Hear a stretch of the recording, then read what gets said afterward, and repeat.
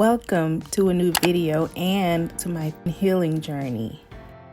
As a stay-at-home mom, I've realized I've been neglecting myself for far too long. It's time to heal my relationship with food and, more importantly, with myself. I'm nervous but excited about getting fit and rediscovering who I am beyond being a college graduate and a stay-at-home mom. I want to learn more about how to take care of my brain and my body because for years, food was my enemy, a constant battle of restriction and indulgence, guilt and shame. Every bite felt like a betrayal, every meal a minefield of calories and consequences. I lost myself in the numbers on the scale, in the sizes of my clothes, in the reflection in the mirror.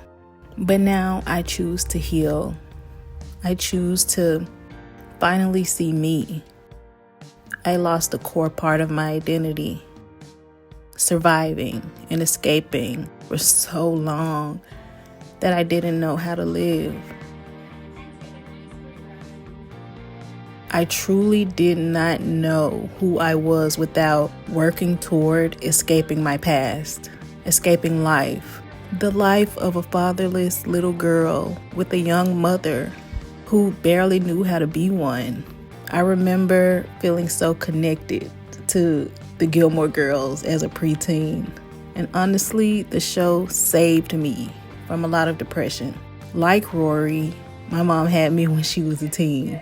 I was a very bright, avid reader. I had my entire future mapped out. And my dad, rest in peace, his beautiful soul, is named Christopher. That show was a godsend for me during the short, gloomy fall days, especially, and at a time when I felt so alone and misunderstood, even though I wasn't, but that's just how I felt. I've watched the show all the way through at least 20 times. I was so obsessed. I would record all of the episodes over my Mary-Kate and Ashley VHS tapes, and I had to get them in order. It's October. Gilmore Girls season. They were my comfort. They made me feel happy. And then there was food. Food. Such a simple word, yet it carries so much weight. For years, it's been my enemy and my comfort, my obsession, and my fear.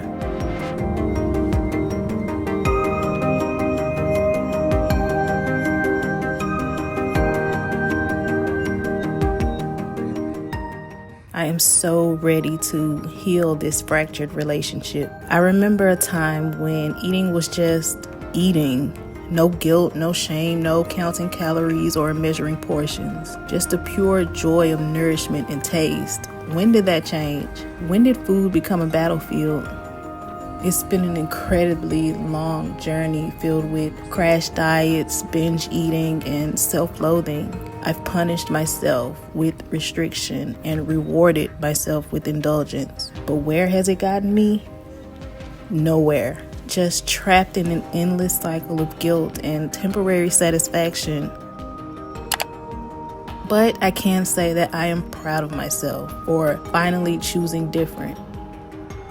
I choose to see food as it truly is, sustenance for my body, fuel for my adventures, a source of pleasure and connection.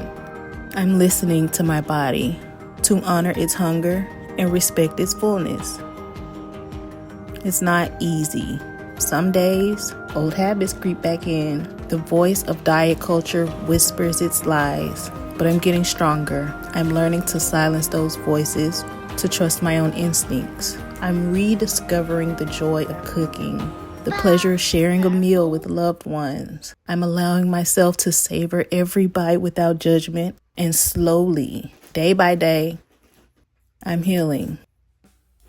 As the leaves turn golden and the air grows crisp, I find myself at a crossroads. The shorter days and longer nights bring with them a familiar heaviness, a reminder of the struggles I faced with food and self-image and life.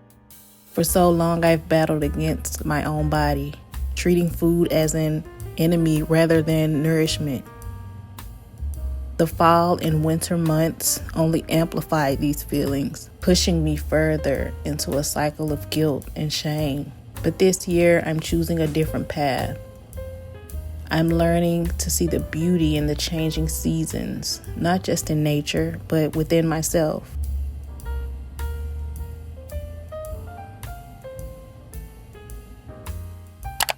I'm embracing the comfort of warm, nourishing meals without judgment. I'm allowing myself to find joy in the flavors of autumn, the richness of winter dishes. I enjoy my favorite soups and my favorite desserts, pumpkin spice and cinnamon and apples, which are so delicious during the fall. It's not easy. Some days the old voices whisper doubts and criticisms. But I'm learning to quiet them, to replace them with words of kindness and understanding. I'm learning that healing isn't linear, that it's okay to have setbacks as long as I keep moving forward. As the world outside slows down, I'm taking time to nurture my relationship with myself. I'm finding warmth in self-care rituals and gentle movement that celebrates what my body can do rather than pushing it for what it isn't. The winter blues may still come, but I'm prepared. I'm building a foundation of self-love and acceptance that can weather any storm. I'm learning that my worth isn't tied to my weight or what I eat, but to the kindness I show myself, the kindness I show to others. This journey of healing is ongoing. It's a daily practice of patience, forgiveness, and love. And as I watch the seasons change, I'm reminded that I too am capable of transformation, of growth, of blossoming even in the coldest months. So here's to embracing the fall, to finding light in the winter darkness, to watching Gilmore Girls and Twilight and Practical Magic and Halloween Town and Vampire Diaries.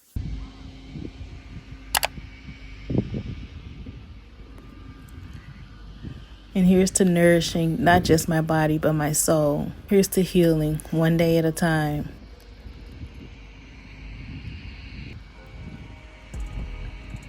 This journey isn't about reaching a certain weight or fitting into a particular size. It's about finding peace.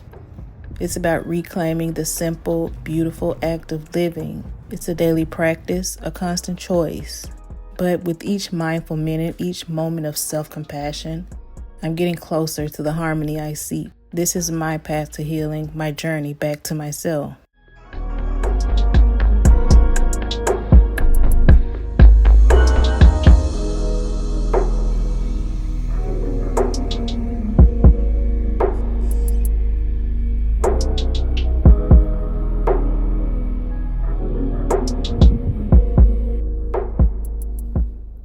These past few months have been eye-opening.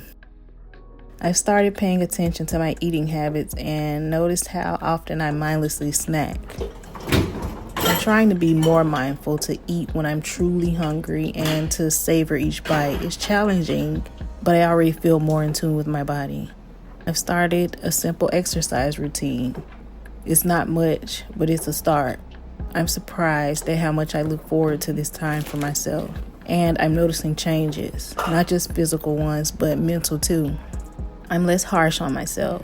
I'm learning to appreciate my body for all it's done, especially carrying and nurturing my baby.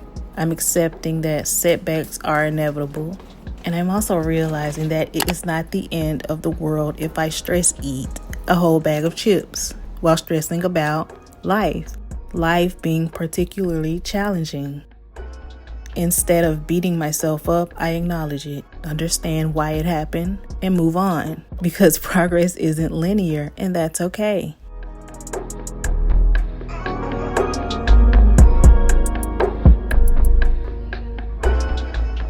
I'm loving myself and I feel stronger, both physically and emotionally. I'm cooking healthier meals for my family and we're all benefiting. I'm even trying new ways to feed my baby vegetables.